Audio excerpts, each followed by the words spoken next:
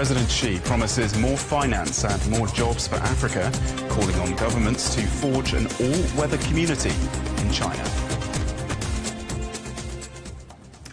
And for more on this, we're joined by Douglas Yates, a Doctor of Political Science at the American Graduate School in Paris. Thank you very much for being with us today. So President Xi Jinping has emphasized the key differences between China's and Africa's approach to modernization compared to Western models. In his speech, he said that their paths should benefit national conditions and befit national conditions. What's your reading of that? Well, let me read everything favorably for a moment.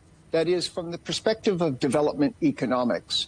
So China is a country that rapidly modernized, developed, and became the second largest economy in the world. So clearly, they've got something to teach. And their starting point was fairly low. Now, whether or not what they've done is different, that is, are there different ways to modernize, or whether what they've done is the way they've managed it is different, is a big debate. So let me think favorably of what he's saying. So the main difference between the Chinese model of development and the Western model is state management.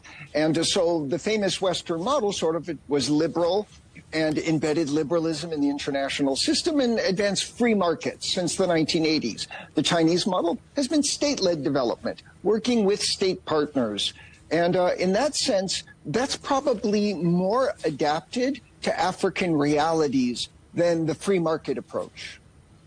And this forum is designed to set out a 3-year program for China and every African state except for Eswatini. Big ambitions for 1 million jobs, 30 infrastructure projects, more than $50 billion in funding.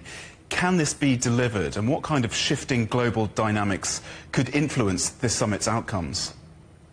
Well, the promises that are being made are much more reasonable than maybe what was being made 4 or 5 years ago. If you look at, say, bar charts and histograms of how much money is being lent, it's about the level it was in 2008. So could they double or triple that? Yes, they already have. And that's well within their capacity. Right now, the Chinese downturn, which could be temporary, means they don't want to give as much as, say, in 2017. But they're ready to make investments. There are projects already en route, like in Kenya. Train projects that need to be completed, and China's got the capability to deliver what it's promising. Well, Douglas Yates, Doctor of Political Science at the American Graduate School in Paris, we really appreciate your time today. Thank you very much.